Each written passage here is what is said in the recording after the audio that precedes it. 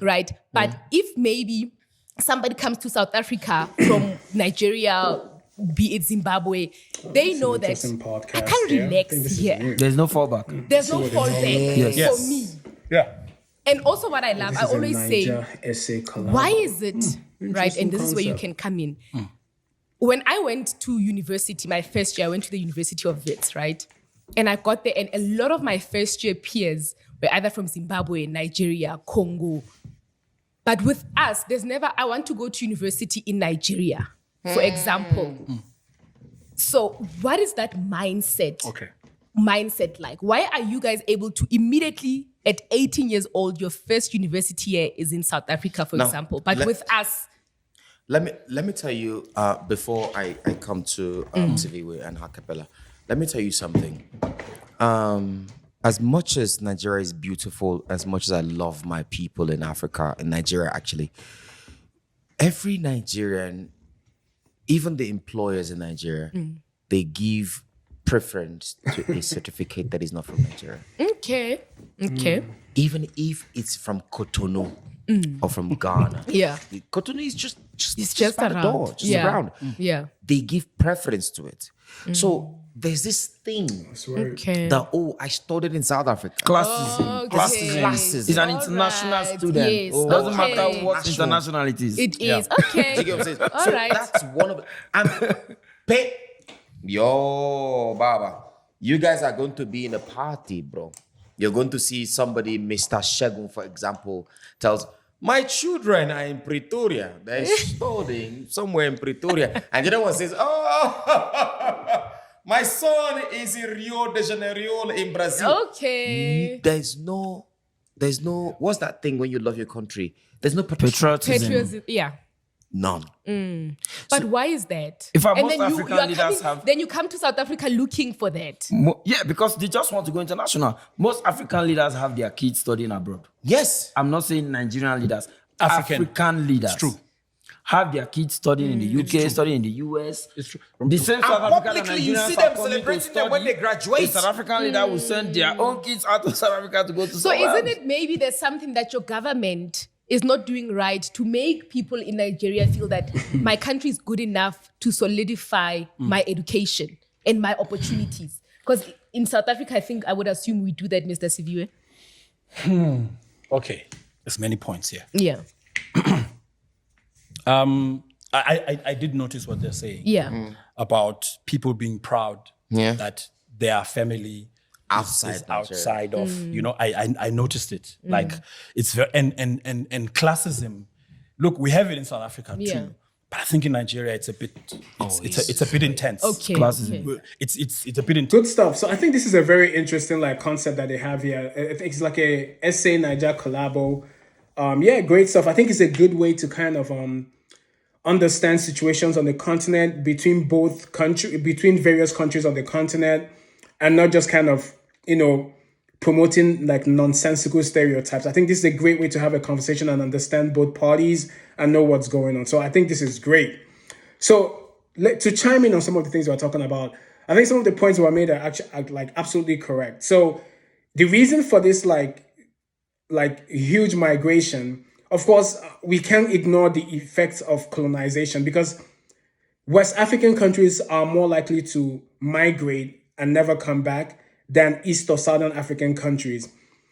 So that's one, because there's a psychological aspect of this. But apart from that, let's, not to blame colonization for everything, but we also have to acknowledge it because it is a huge part of it.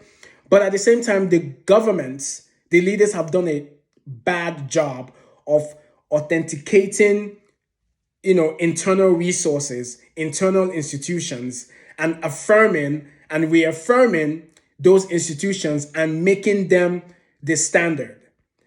When you have presidents who send their children to school abroad and then braggadociously shove it in your faces, then it's what everyone is going to want to attain, because that is like the height to reach.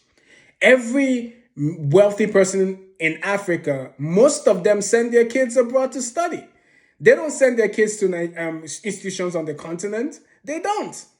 So it's like a height, and because of the classism that we have instituted in our institutions, it kind of feeds it as well.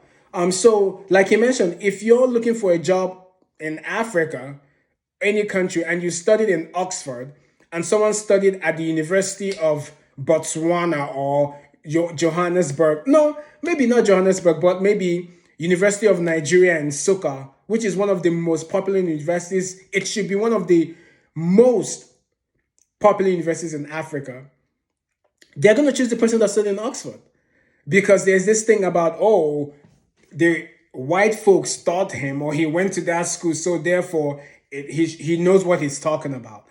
And so we downplay our own and uplift others. So that's one of the huge problems. And that is one of the reasons why it happens that a lot of people want their kids to go abroad and study, because society has made it that this is the standard. So I don't blame the people. I blame the government and how the government have structured things to make it that outside things are more important than things on the inside. So yeah, it is. And let's even go further, right?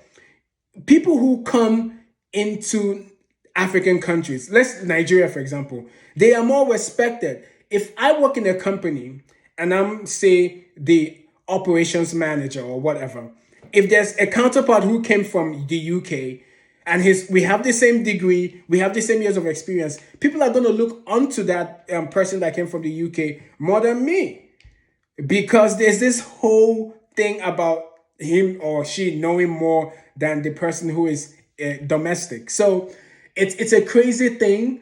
It's way more than just classism.